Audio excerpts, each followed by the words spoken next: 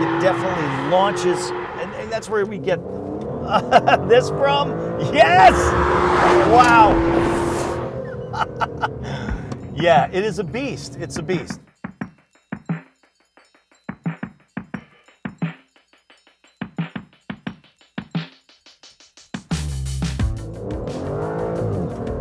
That sound, it can only be a V12, and that means that this is the Aston Martin DBS Superleggera, the Super GT that now replaces the Vanquish S.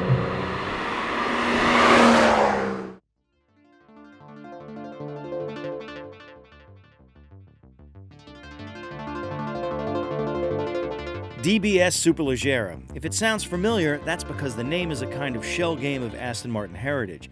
The first DBS, a 1960s William Townes masterpiece, the second a wider, faster, and angrier offshoot of the old DB9. Superleggera means super light in Italian, and while this car saves some weight, it's really a callback to Touring Coachworks, the Milan design house whose lightweight construction method was used at Aston Martin during the 1960s. In the past, Aston Martin was going after basically the same customers with different cars, and now they've really separated the three cars into,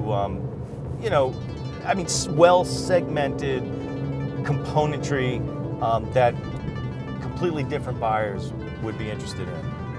Obviously, if you want the most aggressive GT car that you can get from Aston Martin, this is the one.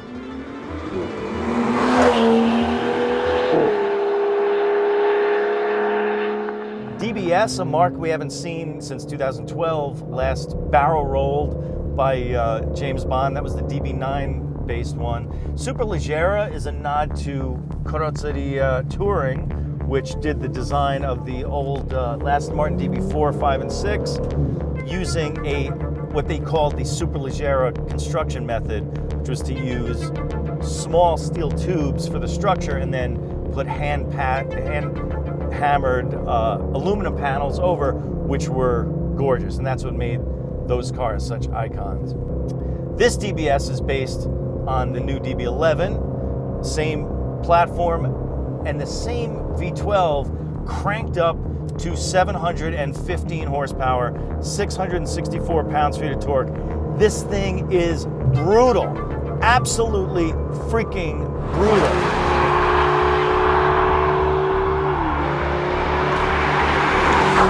Zero to 60 in 3.4 seconds and tops out at 211 miles per hour.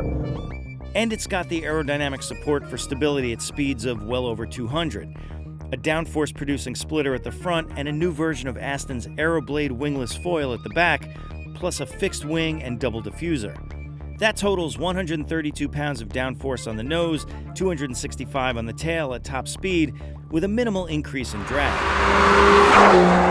It has to have some special stuff, and that is where the Superleggera comes in a little bit. It's not super light, but it is 154 pounds lighter than the DB11, and that is with the carbon fiber clamshell, carbon fiber deck lid, and an optional carbon fiber roof. Steering may not have Ferrari's double espresso quickness, but it does match chassis response perfectly. The front end feels dead planted, the rear a bit lazier to move, but there's no doubt the DBS has the most satisfying driving dynamics in the Aston Martin GT garage. Stiffness and roll resistance are somewhere between the softer DB11 and harder edge Vantage. Like those cars, the DBS has 3 driving modes managing throttle response and active dampers. But in all modes, ride quality is still one of Aston Martin's most appealing traits. With a mountain of torque to handle, the ZF 8-speed automatic is bang up against its limits. Calibration must have been a nightmare. Mostly it works well, sometimes it's just in the ballpark, such as torque converter technology, even at this level. Yes, it's a little bit sharper than the DB11 and still retains the GT spirit that makes it great for long-distance, high-speed cruising, which is what a GT is for. Inside, it's the typical sea of Scottish Highlands leather. The driving position is low, the sports seats are supportive, the cockpit feels snug, and the Alcantara-covered squarish wheel, which still looks odd to my Momo Prototipo-tuned eyes, does feel good in your hands. And of course, I mean, it looks gorgeous. Look at that exterior. I mean, really, they've sort of worked out a lot of the things that I think some people thought were awkward in the DB11.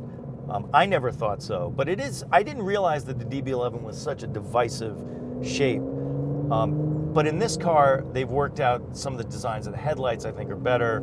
Overall, the design just pops with this. I think this is the one. They really nailed it. Typical Aston Martin muscle, carbon fiber clamshell, functional aero and rear deck lid, and optional composite roof. Even if you're on the wrong side of the DB11 and Vantage styling debate, you can't argue with the looks of the DBS. Well, of course you can, and I'll see you in the comments section at 3:15 this afternoon. Aston Martin wouldn't survive if it didn't share significant parts and geometries across its GT lineup, and yes, much of what's underneath the DBS can be found under the DB11 and Vantage, but that's a clinical distinction. For customers of this Super GT, which starts at around $310,000, the question is whether it feels special enough to justify the premium. I'm no economist, but I think it does.